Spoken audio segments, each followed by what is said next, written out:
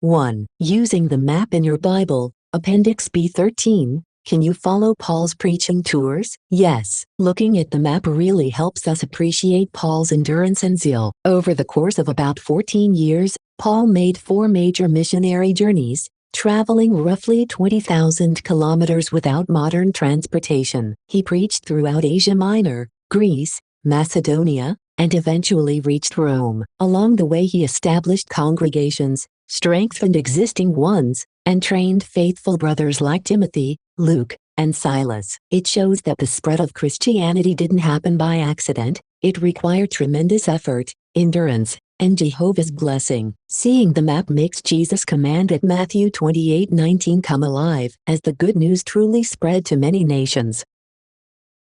2. What does this account teach us about Jehovah? This account highlights Jehovah's impartial love and his desire for everyone to hear the good news. Jehovah directed Paul and his companions to preach to all kinds of people, rich and poor, rulers and ordinary citizens, Jews and Gentiles. They preached in homes, marketplaces, roads, synagogues, and even public lecture halls. Even when Paul faced opposition, beatings, and persecution, Jehovah strengthened him so the life-saving message continued to spread. This reminds us that Jehovah wants people everywhere to have the opportunity to know him, and he continues to support the worldwide preaching work today.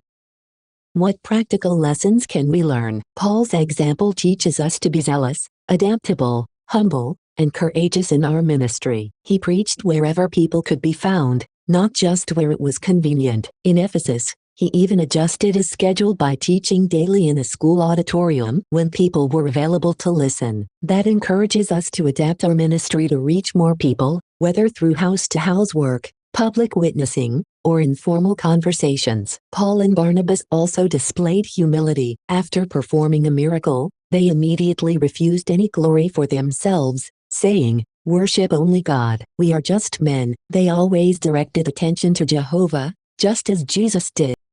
Another practical lesson comes from Acts 17. When Paul saw Athens filled with idols, he became deeply disturbed. But instead of becoming discouraged or complaining, he began reasoning with the people. Acts 17:16-17. Likewise, when we become frustrated by the conditions in Satan's world, the best response is not to dwell on the problems, but to increase our share in the ministry. Preaching about Jehovah's kingdom helps us keep our joy and reminds us that Jehovah's solution is near. Finally, this account helps explain why Jehovah's Witnesses continue preaching from house to house today. We are following Jesus' command at Matthew 28:19 and the example of the first-century Christians, who preached wherever people could be reached Lesson so that 99. everyone would have the A jailer opportunity to learns hear the the good truth. news.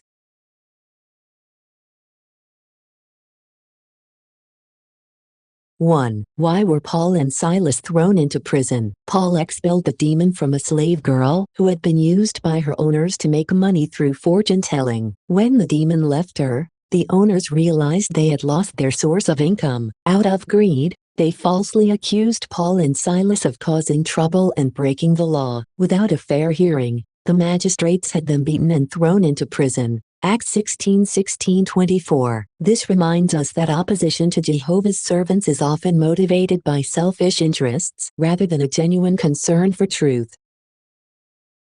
2. How did the jailer learn the truth? After the miraculous earthquake opened the prison doors, the jailer assumed the prisoners had escaped and was about to take his own life, knowing Roman law would hold him responsible. But Paul compassionately called out, "Do not hurt yourself. We are all here." Paul's kindness and concern touched the jailer's heart before he even heard the message. He then asked, "What must I do to get saved?" Paul and Silas taught him the word of Jehovah and he and his entire household believed and were baptized. Acts 16:25-34. The account shows that it was not only the miracle that drew the jailer, but also the loving conduct of Jehovah's servants.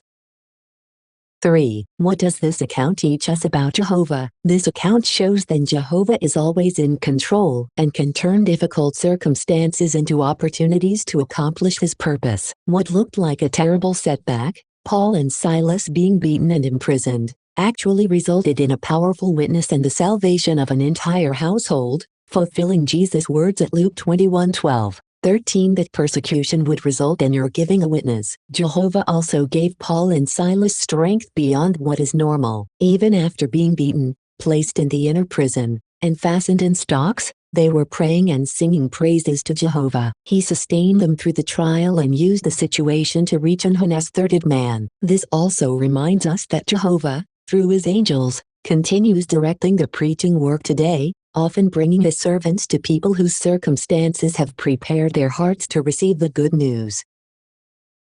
4. What practical lessons can we learn? Paul and Silas teach us that our conduct during trials can be one of the strongest witnesses we give. Instead of complaining, they prayed and sang praises, showing complete trust in Jehovah. Their joyful endurance deeply impressed the jailer. This encourages us to remain faithful and positive even when facing difficulties, because others may be watching how we respond. Their example also teaches us to be compassionate. Although the jailer had locked them in the harshest part of the prison, Paul immediately stopped him from taking his own life. Rather than holding a grudge, he showed mercy, ultimately saving the jailer physically and spiritually.